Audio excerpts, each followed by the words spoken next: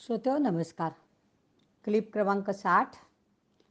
काल आपण असामान्य गुरुशिष्य या लेखातील रा रामकृष्ण परमहंस व स्वामी विवेकानंद या गुरुशिष्य जोडीबद्दल ऐकले. आज आपण गुरु योगाभ्यानंद माधवनाथ महाराज व भैयाजी कायंदे या त्यांच्या काहीशा अप्रकाशित शिष्याबद्दलच्या गोष्टी ऐकणार आहोत. वाचन संध्या जोशी, मुंबई.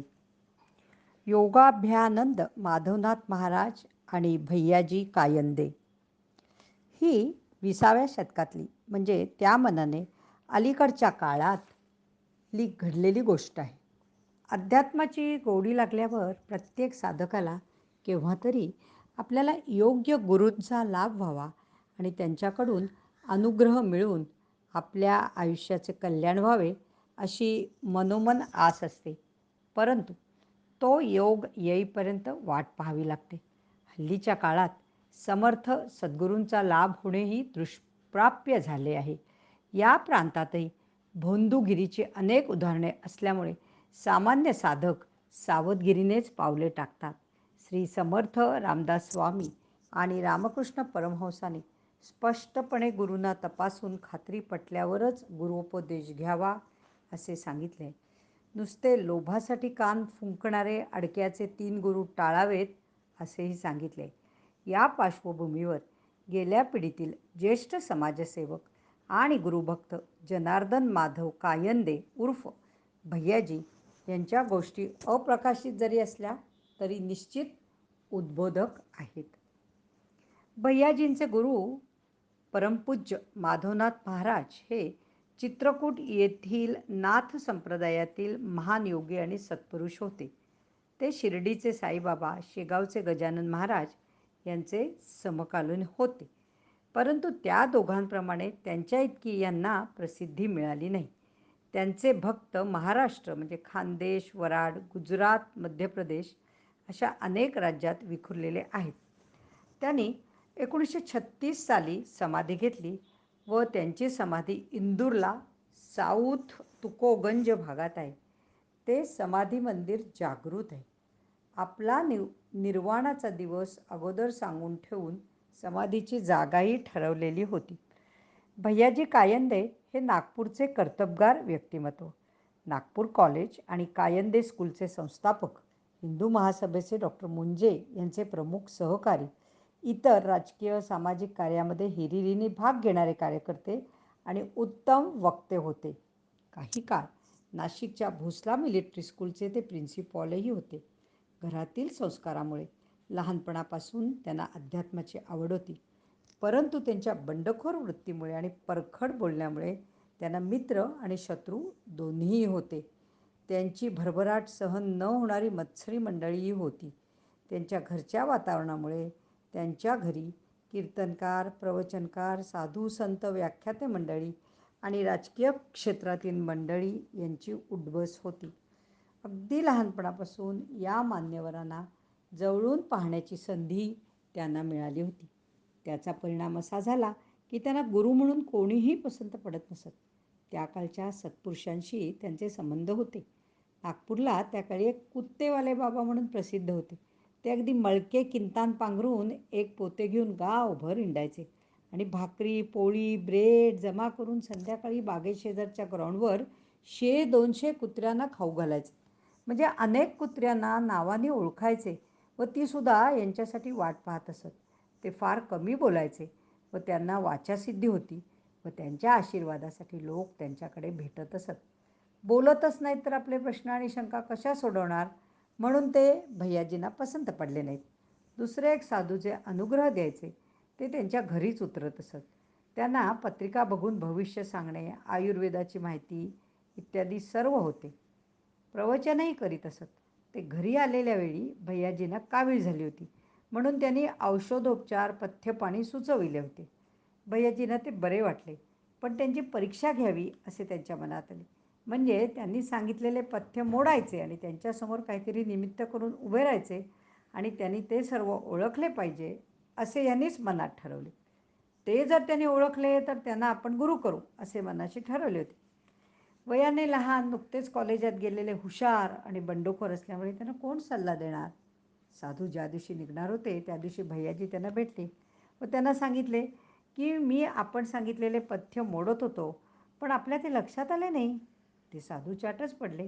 ते म्हणाले, जगात पुष्कळ घटना घडत असतात, त्या सगळ्यांवर मी उगीच लक्ष ठेवत नाही. तू जर मला अगोदर सूचना दिली असती तर मी तू पथ्य पाळतो आहेस का मोडतो आहेस हे सांगितले असते. तेवढ्यावरच तो विषय संपला. पण भैयाजींनी असे निरीक्षण करायचे थांबवून देहदारी गुरु नकोतच असे ठरवून टाकले. त्यांना रामदासी संप्रदाय आवडत होता. बस आता आपण रामदासांना गुरु समजून आपली वाटचाल करूया, दासबोध वाचून काढू. त्याप्रमाणे दासबोधाची पारायणे करून आणि नंतर तो ग्रंथ डोक्यावर घेऊन त्यांच्या फोटोला प्रदक्षिणा घालत असत. त्याच सुमारास तरुण पिढीवर योगी अरविंदांचाही प्रभाव होता व भैयाजींना तेही आवडत होते. परंतु ते पॉंडेचेरीला वास्तव्याला असल्यामुळे आणि कुठेही त्यांचा प्रवास नसल्यामुळे त्यांना सहजपणे भेटणे अशक्यच होते. म्हणून त्यांनाही ते मनानेच वंदन करीत असत. 1920च्या दशकात त्यांनी 2-3 वेळा पॉंडेचेरीला जाण्याचा बेत आखला आणि प्रयत्न केला, पण ते जमू शकले नाही. एकदा प्रवासाचे पक्के करून तारीख ठरवली, पण त्याच दिवशी ते आजारी पडले. दुसऱ्या वेळी रेल्वे ट्रेननेच काही कारणामुळे कॅन्सल झाली. तिसऱ्या वेळी सगळे व्यवस्थित ठरले तर त्यांच्या परीक्षेची तारीख प्रीफोन झाल्यामुळे प्रवास रद्द करावा लागला. त्यामुळे योगी अरविंदांना भेटता येत नाही म्हणून ते मनात खट्टू झाले. तरीही आयुष्याच्या शेवटच्या क्षणापर्यंत त्यांना अरविंद आणि मदर यांच्याविषयी आदर होता. त्यांच्या सर्व साहित्याचे ते अभ्यासक होते. पत्रव्यवहारामुळे ऑरोविलाला राहणारे अरविंदांचे अनेक शिष्य त्यांचे मित्र होते. भैयाजींच्या दाढी आणि दिसण्यामध्येही त्यांचे अरविंदांशी साम्य होते. तत्त्वज्ञान आणि मानसशास्त्र विषय घेऊन त्यांचा BAचा अभ्यास चालू होता. त्यांच्या कॉलेजच्या जीवनात एकदा गुरुदेव रानडे यांचे व्याख्यान होते.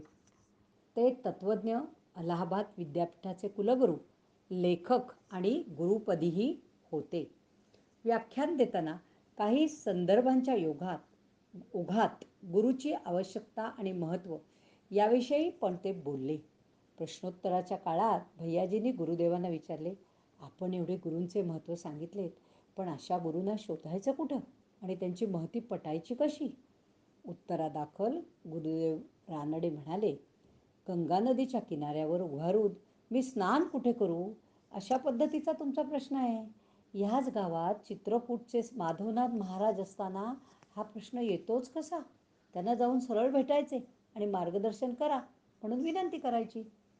भैयाजींना ते पटले आणि ते शब्द मनावर घेतले आणि लगेचच तपास करून जिथे असतील तिथे माधवनाथ महाराजांना तातडीने भेटायचे ठरविले. पण तरीही त्यांच्या खट्या स्वभावाप्रमाणे त्याने असे ठरवले की महाराज जिथे उतरले तिथे सरळ घरी न जाता त्यांच्या घराजवळ जाऊन थांबायचे. ते खरे सामर्थ्यवान सत्पुरुष असतील तर मला नक्कीच बोलावून घेतील. आणि त्याप्रमाणे शोधून काढून माधवनाथ महाराजांच्या घराजवळील मोठ्या झाडाखाली संध्याकाळी शांतपणे बसून राहिले. असे 2 दिवस गेले. तिसऱ्या दिवशी महाराजांचा निरोप आला की भैयाजींना बोलवा. त्यामुळे साहजिकच आश्चर्य आणि आनंद वाटला. हॉलमध्ये बसल्यावर महाराजांना कोणीतरी तत्त्वज्ञानविषयक प्रश्न विचारला. महाराजांनी भैयाजींना सुचवले की तूच या प्रश्नाचे समर्पक उत्तर देऊ शकशील. भैयाजींचा अभ्यासच तो होता आणि ते वक्तेही होते आणि त्यामुळे प्रश्नकर्त्यांचे समाधान झाले. मग मात्र भैयाजी महाराजांचा मुक्काम असे तोपर्यंत रोजच दर्शनाला जाऊ लागले.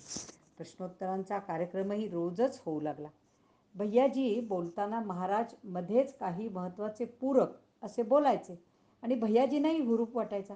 येणाऱ्या भक्तांचा असा समज झाला की भैयाजी कायंदे महाराजांचे लाडके शिष्य आहेत म्हणून त्यांना ही खास जबाबदारी दिली जात आहे. परिस्थिती उलटच होती. अनुग्रहाविषयी भैयाजींनी विषय काढला नाही, महाराजही त्याविषयी काही बोलत नव्हते. भैयाजींचे स्वतःचे काही खास न सुटलेले प्रश्न होते किंवा त्याविषयी त्यांना महाराजांकडून ऐकायचे होते आणि हे सर्व प्रश्न विचारायचे ठरवूनही काही ना काही कारणांमुळे लांबणीवर पडत गेले. पुनर्जन्म आहे का, त्याला पुरावा काय? मरणानंतर नक्की काय अवस्था असते? कारण शरीर तर पडलेले असते. कोणत्या अवस्थेत राहावे लागते? मुक्ती म्हणजे नक्की काय? प्रारब्ध खरे आहे का? पुरुषार्थाला काहीच वाव नाही का? इत्यादी इत्यादी. या प्रश्नाची उत्तरे मिळाल्यावर आपण त्यांना कृपा करण्याची विनंती करू असे त्यांनी मनाशी ठरवले होते. एके दिवशी पहाटे मात्र याचा खुलासा झाला. पहाटे भैयाजींना एक दृष्टांत झाला. महाराजांनी त्यांना समोर बसवले आणि विचारले, भैया काय तुझे प्रश्न आहेत ते विचार. त्याप्रमाणे भैयाजींनी एक प्रश्न विचारायचा आणि महाराजांनी त्याचे खुलासावर उत्तर द्यायचे. असा काही काळ त्यात गेला. शेवटी महाराज म्हणाले, सर्व प्रश्न संपले ना? पूर्ण समाधान झाले ना?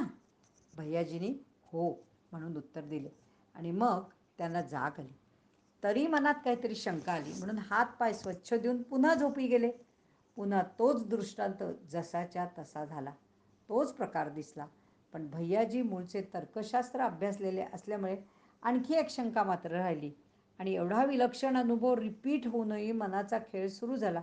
दृष्टांत मला झाला हे खरं आहे. शंका समाधानही पूर्णपणे झाले. मीही तत्त्वज्ञानाचा अभ्यासक आहे. महाराजांनी खराखुरा दृष्टांत दिला असेल तर त्यांनी त्याबद्दल कधीतरी खूण दाखवली पाहिजे, म्हणजेच पटेल. नाहीतर माझ्याच अंतर्मनाच्या एका भागाने महाराजांचे रूप घेऊन मलाच समजावून सांगणे अशक्य आहे असे काही म्हणता येणार नाही. एवढा तर्कटीपणा करून दुसऱ्या दिवशी ज्यावेळी महाराजांच्या जवळ जाऊन त्यांनी नमस्कार केला तर महाराज म्हणाले, आता तुझं इथे येण्याचे कारण काय आहे आणि बसण्याचेही कारण काय आहे? तुझ्या सर्व शंकांचे समाधान रात्री केले नाही का? तेही 2 वेळा. आठवून पहा म्हणजे समजेल. ही चपराक बसल्यावर भैयाजींना अचंबा वाटला आणि त्यांनी साष्टांग नमस्कार घातला. महाराजांनी कृपा करावी असे मनात आले तरी तसे त्यांनी बोलून दाखवले नाही. हे केवढे आश्चर्य. त्यावेळी माधवनाथ महाराज म्हणाले, गुरु शिष्य संबंध जन्मोजन्मीचे असतात. मी तुला आठवण म्हणून माझ्या खडावा देणार आहे. त्यांची सेवा केलीस तर तुझे कल्याण होईल. एवढे गुरुकृपेचे शब्द ऐकल्यावरही भैयाजी म्हणाले, मी सार्वजनिक कामात, शिक्षण क्षेत्रात, राजकारणात गुंतलेलो आहे. त्यामुळे पूजा अर्चा, जप, सेवा करायला मला अजिबात वेळ नाही. म्हणून मला हे जमणार नाही. कनवाळू गुरुमाऊली म्हणाले, अरे भैया, रुपयाच्या 16 आण्यांपैकी 1 आणा तरी पुढे यायला हवं की नाही? बाकीच्या 15 आण्यांचे मी पाहून घेईन. त्या काळी 16 आण्याचा 1 रुपया होता. मग भैयाजी म्हणाले, मला मंत्र, अभिषेक, गंध, फुलं, पूजा इत्यादी काही जमायचं नाही. एका उदबत्तीने मात्र मी नियमाने पादुकांना ओवाळीन. हे बोलणे झाल्यावर माधवनाथ महाराज पुढे काही बोलले नाहीत. पण त्या लाकडी खडावा भैयाजींच्या डोक्यावर ठेवल्या.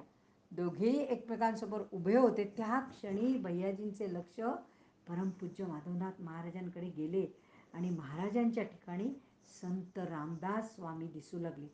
हे दृश्य पाहून भैयाजी चपापून गेले. तेवढ्यात रामदास स्वामी गुप्तहून योगी अरविंद दिसू लागले. ते मंदस्मित करीत उभे होते. आलटून पालटून हे दृश्य 2 वेळा दिसले आणि मग मात्र भैयाजींच्या अंगावर काटा उभा राहिला आणि अचंबित होऊन तोंडातून शब्दच फुटेना. नमस्कार करायचे भानही राहिले नाही. तेवढ्यात ही रूपे गुप्त होऊन परमपूज्य माधवनाथ महाराज पुन्हा स्मिताहास्य करीत उभे होते. जणू काही त्यांनी दाखवून दिले की रामदास स्वामी, योगी अरविंदो आणि मी एकच आहोत. त्यानंतर मात्र भैयाजींना महाराजांच्या अलौकिक पारमार्थिक उंचीची कल्पना आली आणि ते नतमस्तक झाले. मला क्षमा करा, मी तुम्हाला ओळखू शकलो नाही. मी आता तुमचा कायमचा शिष्य आहे असे ते म्हणाले.